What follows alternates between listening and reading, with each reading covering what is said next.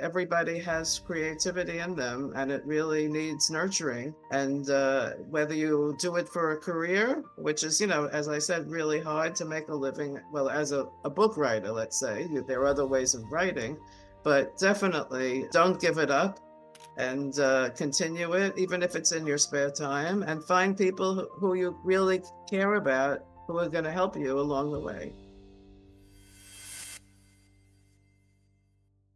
Some experts chase attention, but the smart ones build authority. You're listening to the Authority on Demand podcast, where credibility becomes your competitive advantage. Every week, we're pulling back the curtain on how founders and leaders turn expertise into inbound demand through books that position, media that converse, and strategies that actually move the needle. I'm Danielle Hutchinson, your host and Chief Creative Officer at Authority on Demand. Now, let's turn your authority into leverage. So picture yourself at the end of your life. You're sitting with your oldest friends, the ones who've known you through every transformation, every triumph, every regret. But then somebody asks, did you have the life you wanted? What would you say? Would the answer surprise you? Would it break your heart? Well, on today's episode, we're going to be talking to a writer, but we're also going to explore the questions that haunt us, the stories that demand to be told, and the courage it takes to examine a life on the page. We're speaking with Andrea Simon, author of the stunning new novel, Did You Have the Life You Wanted? This book traces one woman's 50-year journey through the revolutionary streets of Greenwich Village to the quiet reckonings of 2019. This book has earned praise from Kirkus reviews and fellow authors alike, but more importantly, it asks us to do something we often avoid: look back honestly at the choices we've made and the life we've lived. Whether you're in your 20s just beginning to shape your path, or decades and wondering if you took the right turns, this conversation's for you. I'm ready to dive right in. Andrea, welcome to the show. Thanks so much. A great introduction. Hey, real quick before we jump back in, if you're loving what we're doing here, hit that subscribe button and drop us a like. We're bringing you the best authors, the most real conversations, and all the writing wisdom that you didn't know you needed. So stick around, because it only gets better from here. All right, now let's get back to the conversation. Thank you. No, I'm very excited for this one because, at the end of the day, we all have that same question: are we living the life we want to live? So, this book is both fascinating, engaging, but hits home to a lot of us, I'm sure. But before we talk about the book, it's important for us to learn a little bit about you. So, you've worked as an editor, you've been a writer, you've co-owned an editorial production company before dedicating yourself to fiction. So tell us about these career transitions and about how your earlier work shaped your approach to creative writing. Talk to us all about that. Well, I started off as a copywriter in publishing as my writing life. And we're talking about the time period of the book, which was the 1970s. And you didn't have much way to go up in the world as a woman. So pretty much we had low-level positions. So I was a copywriter, and then I did some reporting, and I had various jobs in publishing. I started my own production company because I was frustrated with the trajectory of my life. And then I was in my 40s and I realized that I had been writing what other people really wanted me to write and not my own thing. So I was writing newsletters, and I was writing health reports, and I was doing a lot of nonfiction research type of writing. And I decided to start doing some more fiction writing, although I always had done it, but not in a professional way. And I took a few courses just to get myself back into it. I'm also a photographer, so I was doing both things and freelancing at the same time and raising a daughter. So it sounds like a lot when I'm talking, but no more than most women did in those days. And anyway, I won't go through all the rejections and getting books published and all that stuff, but my first book was published in 2002, and it's a part memoir, part history, called Bashert, A Granddaughter's Holocaust Quest. And it's a story of me going to Eastern Europe, to the village that my grandmother and her family came from. And we left relatives there. And I wanted to find out if I could have any information about what happened to them. We knew they were murdered, but I didn't quite know what happened. So that started me on a very long, involved journey. This was before the internet was very popular, so I had to do a lot of the research the old-fashioned way. And I published this memoir, which is also a historical examination of some very little known massacres in that area.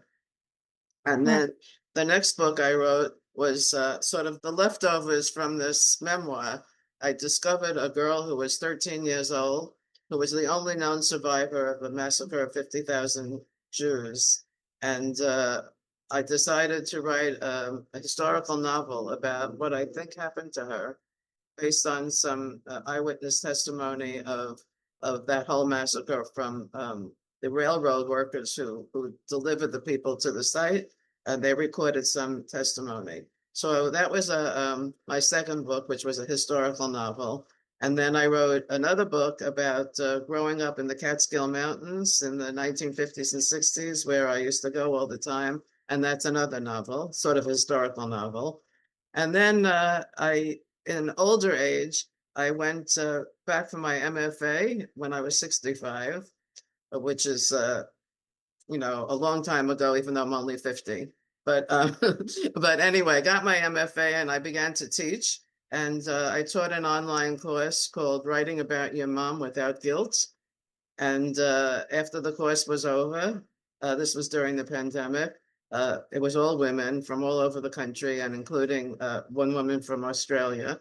Nobody wanted to leave the course, so we stayed on. We wrote about other things, and that led to the publication of an anthology. I'll just hold it up now, which has all of our personal essays in it.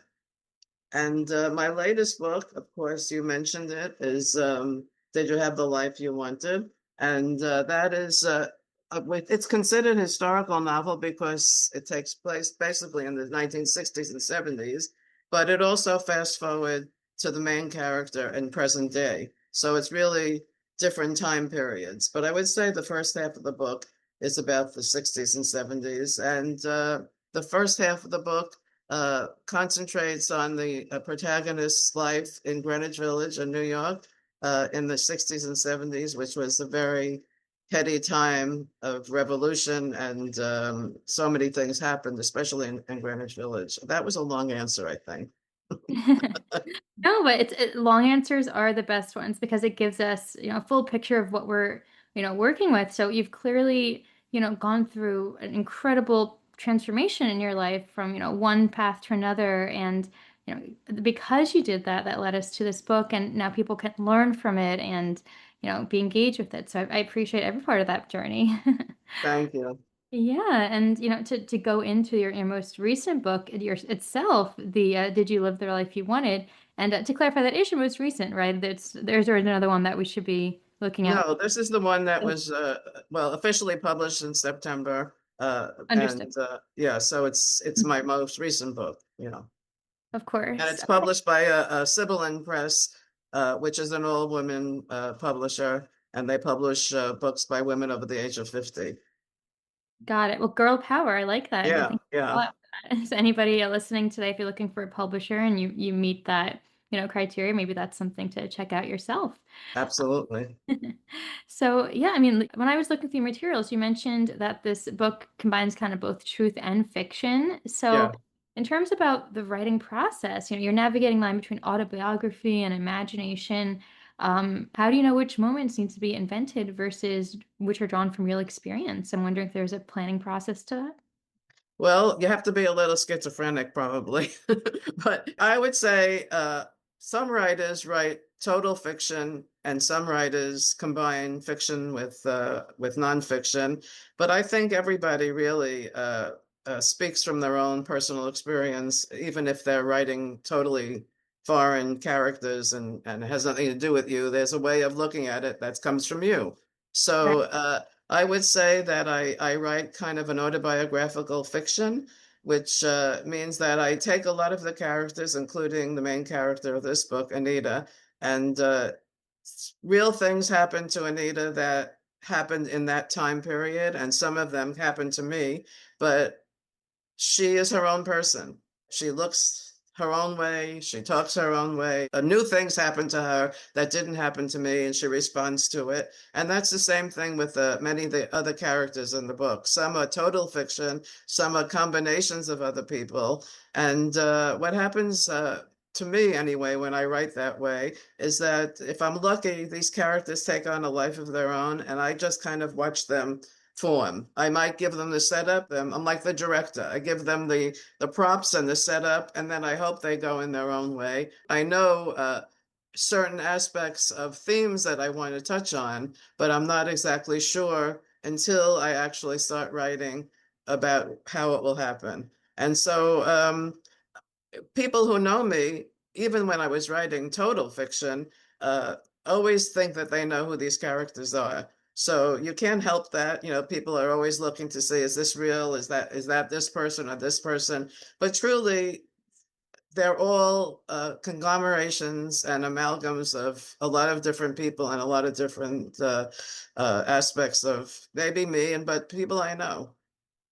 Understood. Okay, so it sounds like it's a careful balance, but you Yes, still have to kind of pick through everything and figure out, does it best fit in this way, or should it be, you know, uh, changed up a bit? It seems like it's something careful that took a lot of time to think about. it So did. And also because I want to be true to the historical period that I write.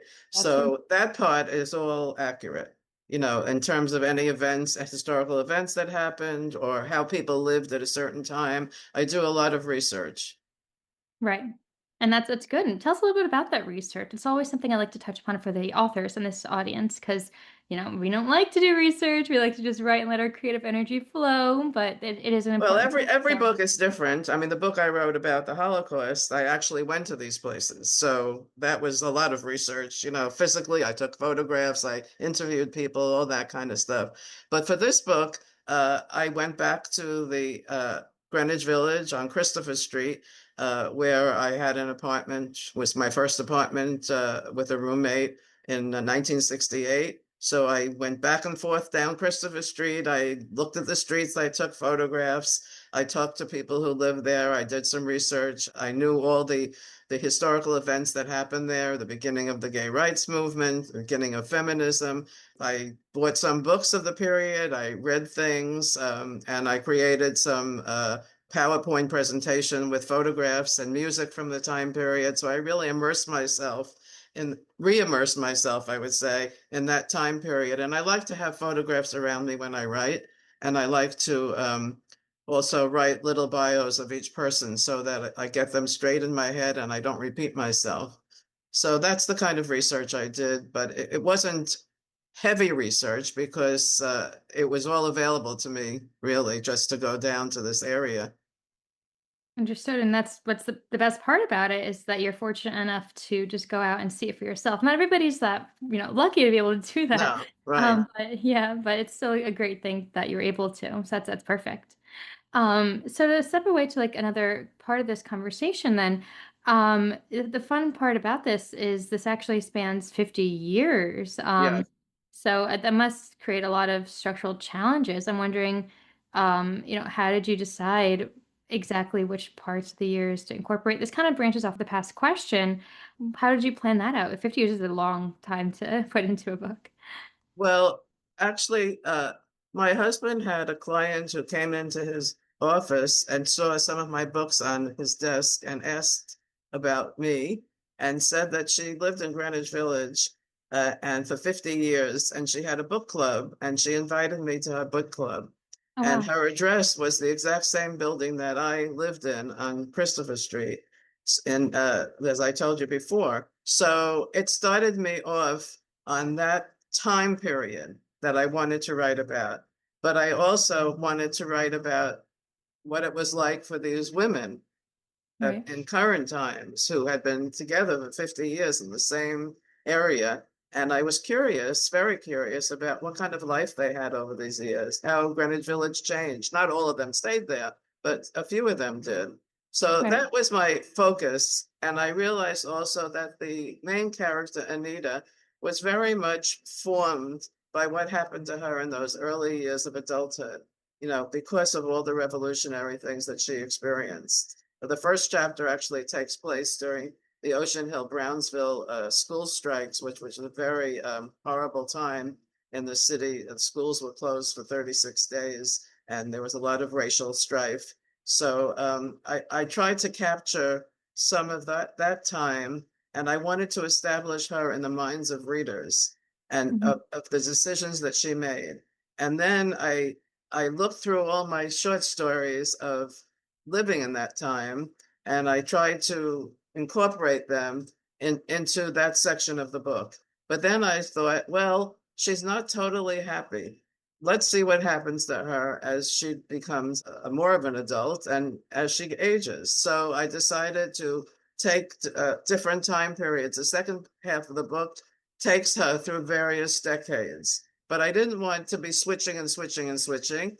So I pretty much ended up whittling it down to one other time period when she's an older person. And so I mentioned what happened to her over the next half of her life and how it influenced her and how it changed how she was as a younger person. So basically, there are two big parts to the book: the 1968 to 1976 part, and then the second part goes up until 2019. Of course. Okay. Yeah. Well, I love that story, by the way, with the meeting the woman. But what a coincidence. You know what I Yes, mean? isn't that a coincidence? Yeah. And all everything in between. It's funny how life works out where everything seems to accumulate. And I mean, ultimately, it's you writing this book at the end of the day. That's what I'm kind of gathering from this Well, conversation. I'm not a religious person, but the first book I wrote, which I told you about, it's Mhm. called Beshert, which is the Yiddish word for faith. And Right. my neighbors, I live in an apartment building, and my neighbors just moved into the building, new people, and we invited them over. And he came in and he said, I read that book, Bashar. I said, oh, really? And he said, my grandfather was from the same village of your grandparents. There were 500 people in that village.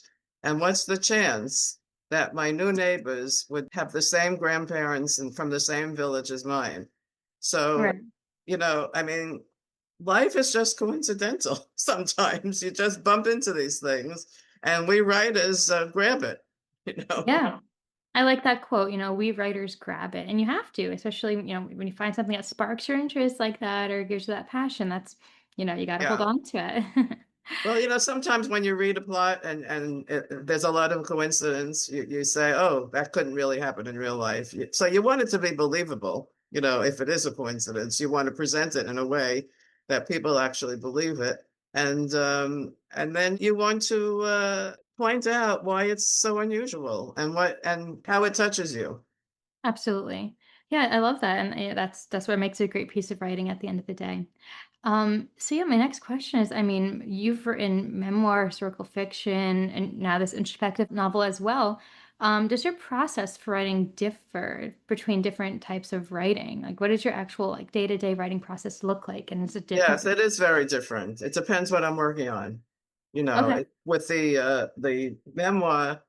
I just actually, I was with a group of Holocaust survivors on that trip, and they Mhm. asked me to write a documentary. But unfortunately, the guy who was taking camera work was not really focusing on the historical aspects. So I had a lot of material, but not enough to really make the documentary. So I started sifting through it, and I decided I would start writing that as a book.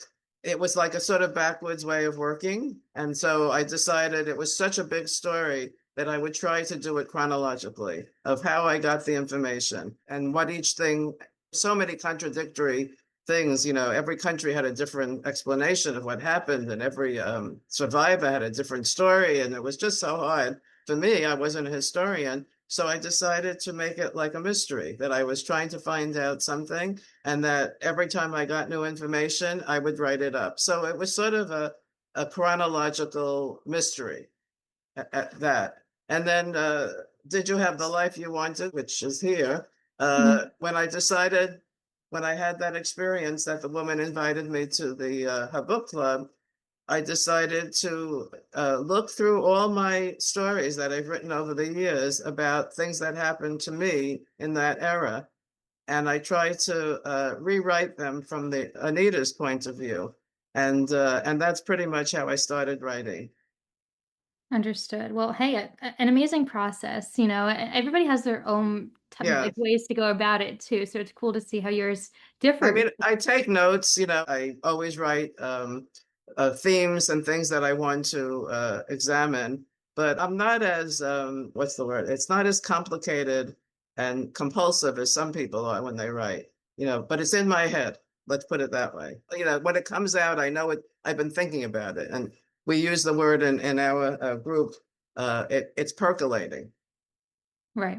Yeah, Exactly. Yeah, I like that a lot. And you said in your group. So let's spend a minute to talk about that. You have a writing group, you I have mentioned. two writing groups. Right, two writing groups. the I the, think the first one, I don't know. The author Madeline L'Engle.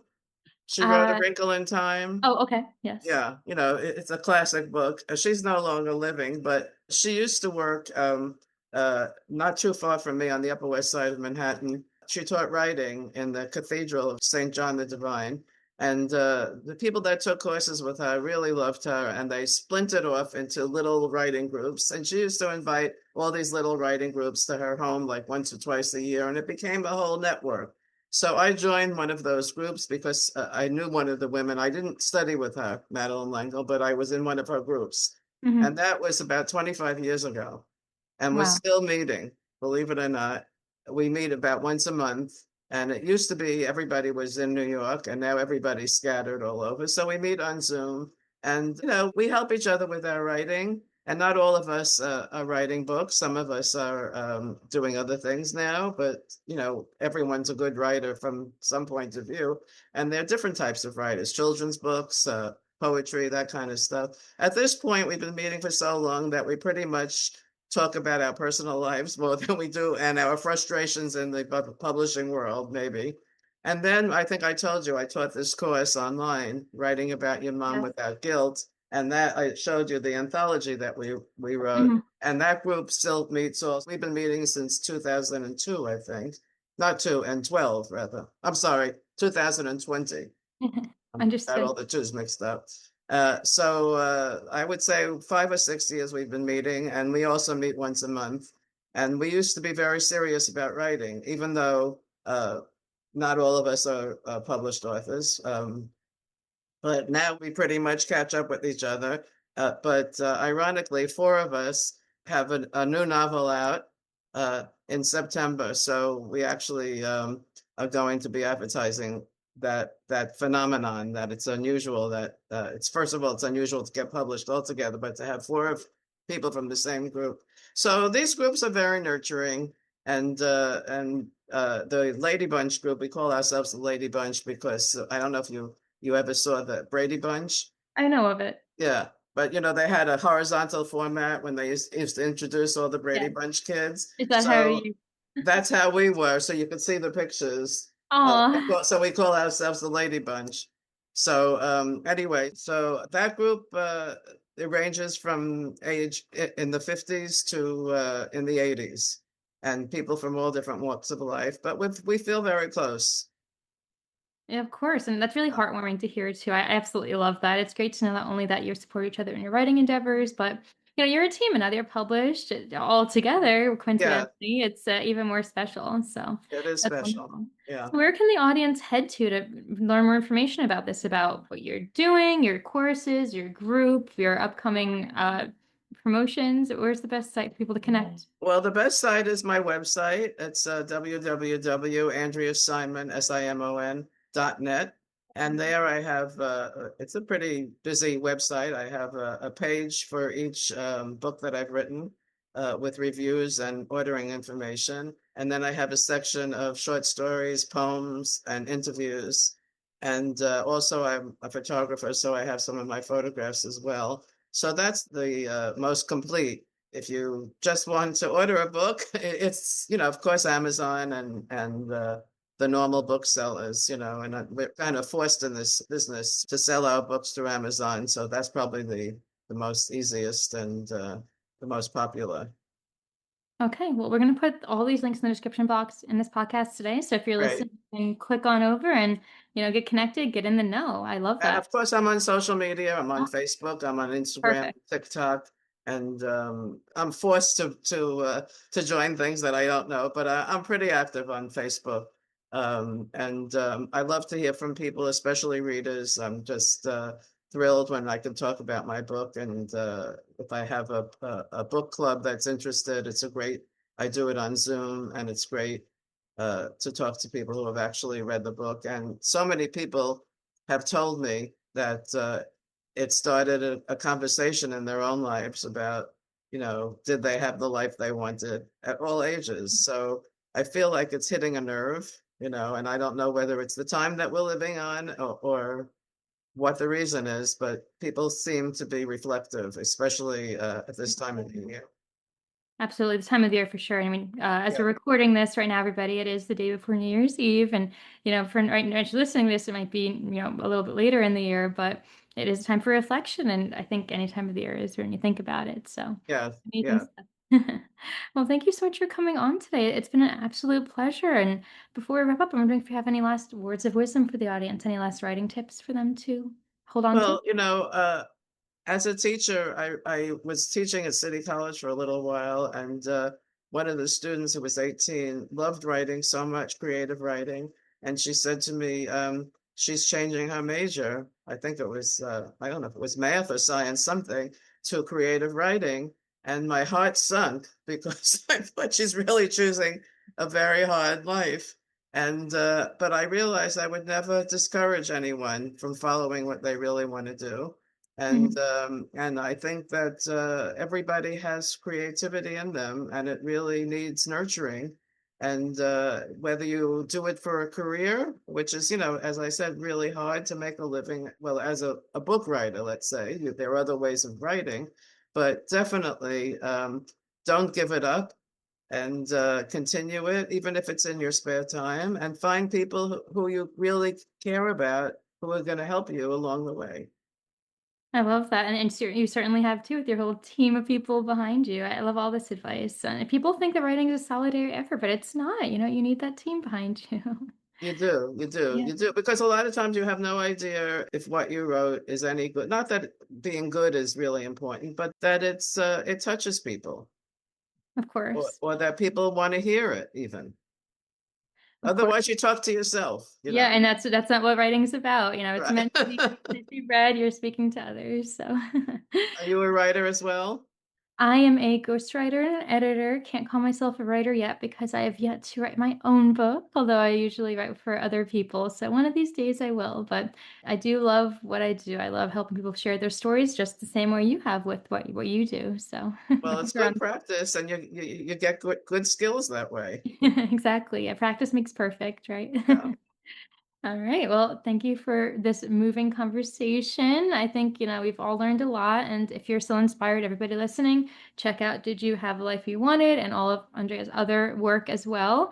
All the links in the description box of this podcast. So check it out. It's all you can do, right? Andrea, thank you so much for joining us. Appreciate it. Okay. Thank you so much, and Happy New Year. Happy New Year. And until next time, everybody, keep writing, keep questioning, and keep living with intention. We'll see you next time on the Authors on Mission podcast. That's a wrap on another episode of the Authority on Demand podcast. If today's conversation sparked something in you, don't keep it to yourself. Share this episode with a founder or a leader who's ready to stop being the best kept secret in their industry. If you want to turn your expertise into inbound demand, head to authorityondemand.com to see how we help clients go from unknown to in demand. I'm Danielle Hutchinson, and I'll catch you on the next one. Now, go build some authority.